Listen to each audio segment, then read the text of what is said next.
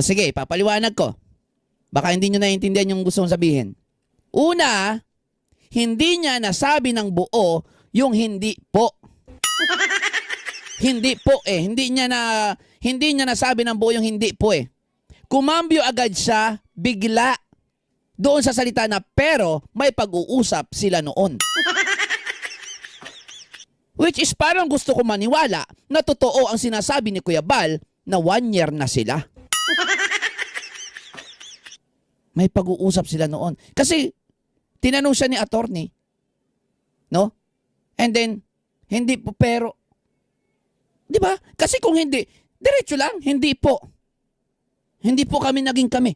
Ganun lang. Nagigets nyo? Naintindihan niya? Tuloy natin. Na ano yung, parang ano po, nagbibigay po siya sa akin ng motibo, tas Okay, isa pa yon. Tingnan nyo ha. usap po kami noon na ano yung, parang ano po, nagbibigay po siya sa akin ng motibo. Okay? Kumambyo agad siya na pero may pag-uusap kami o sila noon. Pero ano yung kasunod? Ano kasunod? Na may gusto. Hindi niya niliwanag kung ano yung pag-uusap nila na yun. Wala. Pero may pag-uusap po kami noon. And then iba na naman. 'Di ba? Eto na ba yung tinutukoy niyo Kuya Bal na 1 year na sila? Ulitin ko, dire-diretso ha, dire-diretso. Hindi po kayo in any relationship with this vlogger content creator.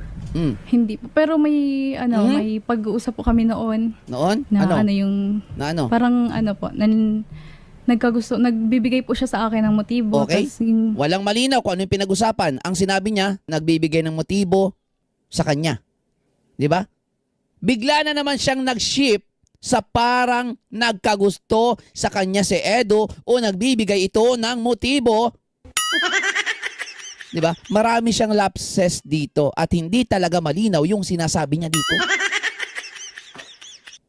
Okay? ano po, Yung mga ganong galawan guys, kung ikaw ay psychology, maiintindihan mo eh. O kaya kahit hindi ka psychology, maiintindihan mo pa rin.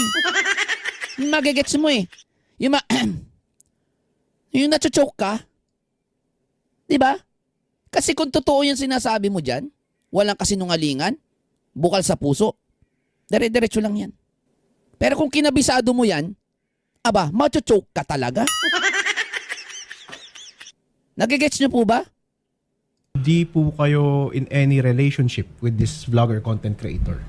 hindi po. Pero may ano, may pag-uusap po kami noon na ano yung, parang ano po, nagbibigay po siya sa akin ng Shit. motibo. Tas yung ano po, ako po kasi talagang nagkagusto din po ako dun sa vlogger po na yun. Oy! O ayan. Inamin talaga niya dito, no, na nagkagusto siya kay Edu. So parang tama si Kuya Bal, no, na ang dapat ang sinabi niya sa tulpo nagseselo siya, hindi yung minamanyak siya. 'Di ba? So Yung at any sinarner point, po sa akin. at any point nagka-relationship ba kayo? Opo. May napansin kayo?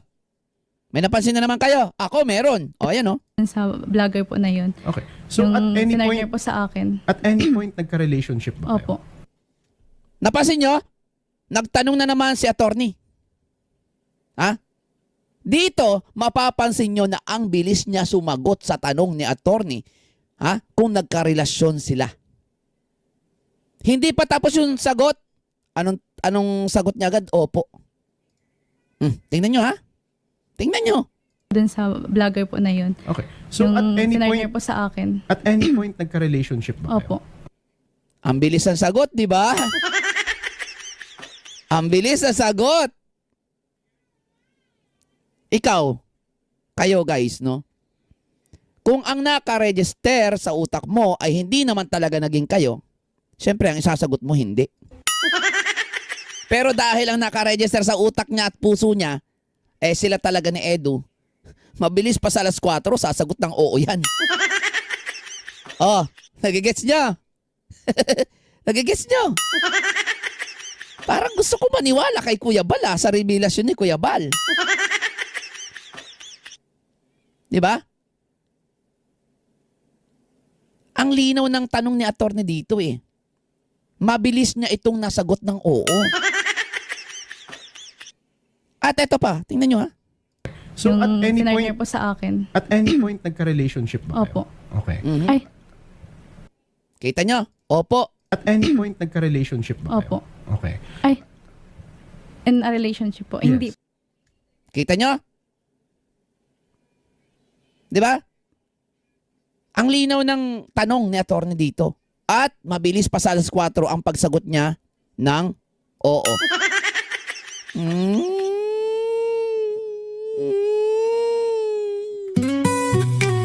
Dinilaan ko ang pechay mo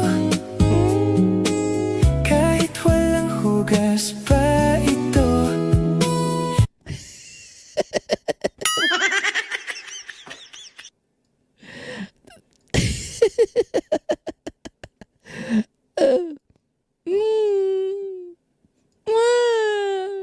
Hinawakan ko ang hotdog mo kahit na malambot pa ito.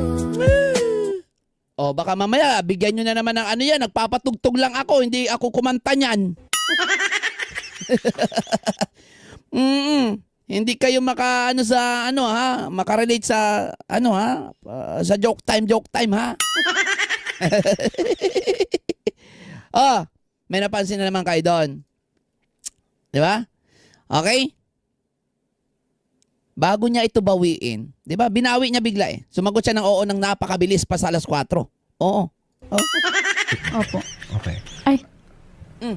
In a relationship po. Yes. Hindi po. Hindi po. Okay? Napansin niyo ba yon? Napansin niyo ba yung napapansin ko? At bago niya ito bawiin, ang tagal pa. Medyo ilang segundo pa. At eto pa ang nakakapagtaka. Inulit pa niya yung tanong. Kung in relationship. 'Di ba? Eto kung hindi niya naintindihan ang tanong, dapat pinaulit niya kay attorney yun. Pero ano nangyari? Siya ang nag-ulit ng tanong, di ba? Ibig sabihin, malinaw pa. Okay? Malinaw para sa kanya ang tanong.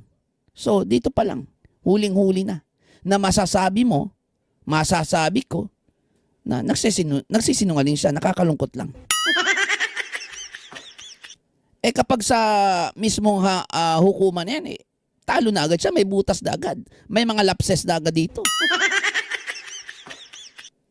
So kung sino man ang nagsulat ng script niya na to, baguhin mo. 'Di ba? Pero bakit ba siya nagiging sinungaling? Yun yung tanong. Siyempre, dahil sa mga impluwensya, dahil sa impluwensya yan ng mga nasa likod niya, kilala nyo na yun, yung mga wakwak. Di ba?